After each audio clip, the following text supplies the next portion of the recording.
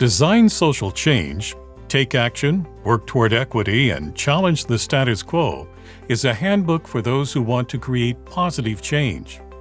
Hi, I'm Dan Skinner, and this is Some Books Considered. Today, I'll talk with Dr. Lesley-Ann Noel about her book, Design Social Change. I requested and was provided with a copy of the book, but this video is not sponsored.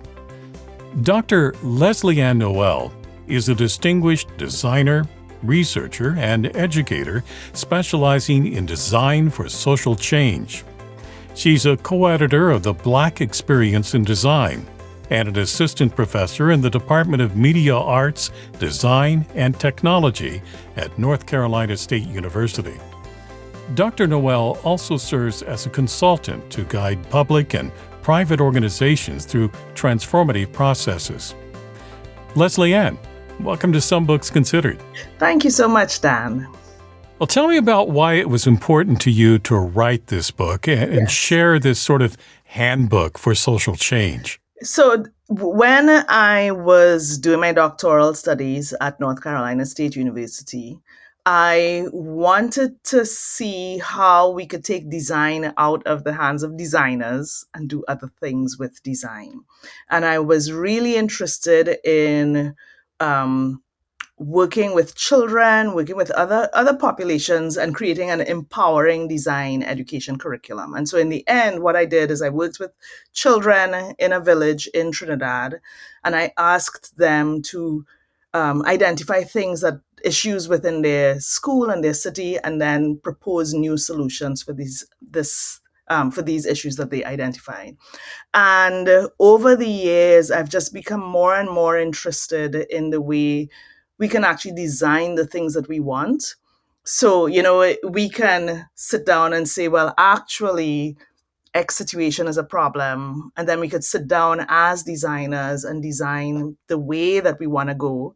And, when I got the invitation from the D School to write the book, I just said, okay, let's just pull all of this together and let's create this guide based on things that I've read, things that I've done, things that I've heard from other people that will help people think about social change.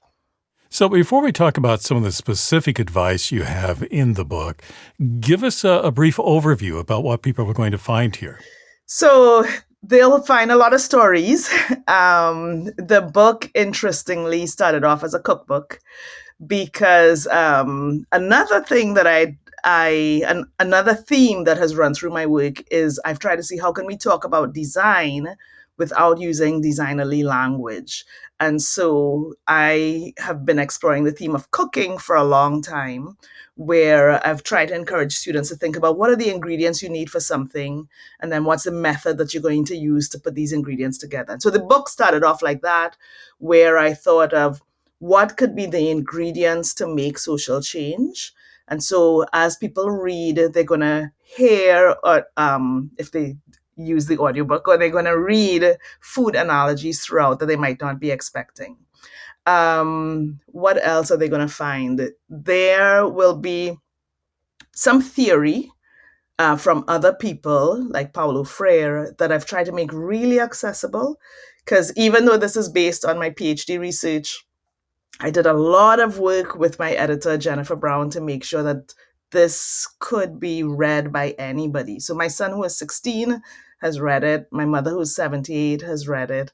And, I wanted the language to be very accessible, and I wanted people to think that doing change is very doable. So there are about 11 recipes, in quotes, in the book that people can read. They're like short essays. And then at the end of each recipe, they might think, oh, yeah, I can do this. And they'll go off and do something, and hopefully they'll feel like they can change the world little by little. Well, let's talk a bit more about that, because I'm sure there are a lot of people who recognize the need for social change, and yet at the same time they're thinking, I feel powerless to do anything about it. I'm not the person for this task. So what would you say to them? So I would say to everybody, we can change things, life, the world, change the things that are wrong little by little. All of us have a little bit of power, or a lot of power, and we have agency. And so, as I wrote the book, I was thinking about two audiences. I thought actually firstly about the person who thinks that they have no agency and they can't impact the world. And I'm really, for a lot of the book, I'm writing directly towards them, saying that you can actually change the world by expressing that something is inadequate, by saying that something is wrong. And then the other audience that I'm writing to throughout the book is people who actually might have a lot of power, so that they understand the need for them to stop and listen and think and make space for people who don't normally have as much space in the conversation. So yes, we can all make some change. One recipe in the book is that we don't actually do this alone. So it's really important for us to see the change that is needed, and then figure out who else is going to help us make this change. And then if we think about the way we work as designers in these little iterative loops, doing things over and over again, that's actually how the change becomes sticky, and we have some impact on the world. You were just talking about getting other people involved and the importance of collaboration, because one of the things I think people become overwhelmed with is that I can't do this alone, or I don't have the power, as you mentioned, in many cases. But talk to us a little bit about the importance of creating collaborative efforts toward social change. Yeah, so that the collaboration is about community, right? It's about working with other people. And these communities can carry us through the moments when we get a little dejected. So, even if we want to make change and our collaborators or our communities are not directly with us, just that thing of talking with other people who have a shared interest, they could be very far away. Those communities can help us mentally, to get through a change process, which is very difficult and it's very lonely. Or these communities can actually get us through more physically by doing the work together with us, so that we band together and we make movements. So, that's one thread that's really important, and really emphasized throughout the book, that actually we can create greater impact if we find people to collaborate with. And actually, there's even another group of community that might not be working with us, but they're kind of behind us, that I mentioned. So these are the detractors and the people who work against us. So they end up being part of my extended community, where I may keep them in the back of my mind, and I think, okay, so what is their reaction going to be to this thing that I'm doing or saying? And then in keeping them in my thought process, it means that I can sometimes have a wider audience as I do the work that I do. Another thing you talk about in the book is emotional intelligence.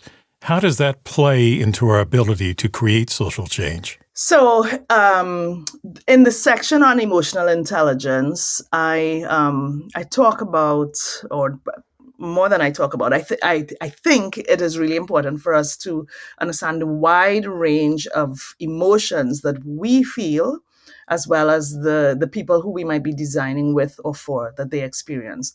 And one emotion that I talk about a lot is actually anger. Anger is an emotion that is very suppressed by people with power. People with power are often afraid of the anger of people who want change to happen. And so in parts of the book, I'm writing to them saying, you have to learn to read this anger and then learn to act on this anger. Meaning that the anger is telling us that something needs to change. It's like a design signal, and then based on what we hear, we can respond to that. Like if people are protesting. Like I work with cities a lot. So if people are protesting about something, they are angry about something, and we have to figure out what's the root of that anger and see, okay, what's the thing that has to change for people to have a better response. And then the other emotion that I like to refer to is joy, because very often in social work, maybe we are trying to fix problems for people, and then we forget about people's joy. What are the things that make people happy? What are the things that surprise people? And this wide range of emotions is needed for us to make this change process. In another section of your book, you talk about the importance of questioning our perceptions of reality. Tell us more about that and why that's important. Well, there may be many realities, and we have to understand that our reality is just one of them. And so, part of this questioning is for us to go into a conversation with the openness of knowing that we only have one perspective or one reality, and that we have to have the curiosity to understand the perspectives of other people in the conversation and in the process. So that's the thing that it's really about, and that's a really important design skill, just to be curious, to be open, and that openness to and that humility of knowing that our perspective is not the only one really then creates a different kind of conversation that can lead to more change. In addition to the things that we should be doing, your book also notes some things that we need to be aware of that maybe trip us up. So as people are working towards social change, what are some of the mistakes you see that happen? Well, one mistake is going in with our own agendas. So, at the start of the book, I share a positionality exercise where I ask people to think about all of the identities that make up who they are, and their position in the world and how it affects the issues, how they see issues. And the reason I do that, and I'm not the only person who do this, a lot of people in research do this, is so that I can see my agendas as I do research, as I collaborate with people. Because very often we are walking around with our view of the world and the things that we want to change, but they may not be the things that other people want to change. And so, like in my own work, when I did that research with children, it wasn't only until I stopped and saw my own identity and kind of wrote it down that I was able to see, I'm pushing some of my own agenda here. I'm a mother. I feel a certain way about education. And so then the questions that I put into the research are written around that. And I had to then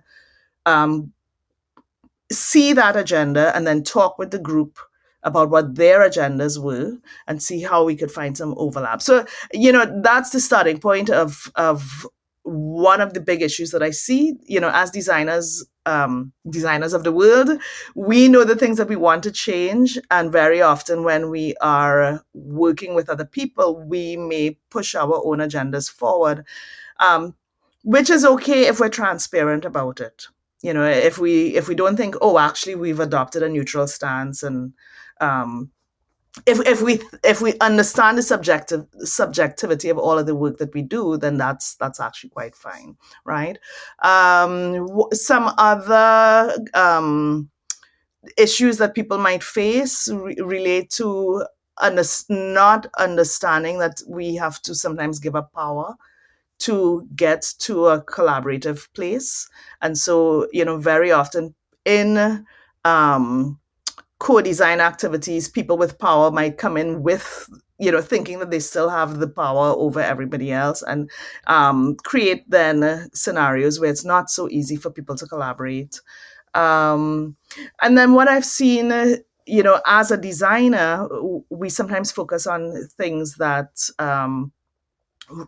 solutions that really don't impact people who are very affected by the issue, right? We may focus on very superficial band-aid type solutions that, we're not getting enough participation or feedback or involvement from people who are most affected by an issue or a problem. So that could be another issue, that we're just focusing on the wrong part of the problem as we work.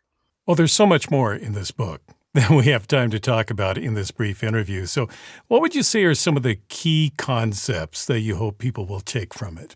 So there are, in fact, about 11 ideas, big ideas in the book, but they're grouped into 3 sections. So the first section is about building a critical awareness of the world. So, understanding the world around you, learning to see it. The second big idea is about developing emotional intelligence, where I want people to stop and think about the many different kinds of emotions that they feel and that other people feel, because society very often doesn't give us space to feel these emotions, and these emotions are needed in a change process. And then the third big idea is about developing equitable futures for everyone. And so knowing that we can dream about the futures that we want, and then we can build these futures with people around us. So these are the 3 big ideas in the book. To learn more, the book is Design Social Change, Take Action, Work Toward Equity, and Challenge the Status Quo by Dr. Lesley-Ann Noel.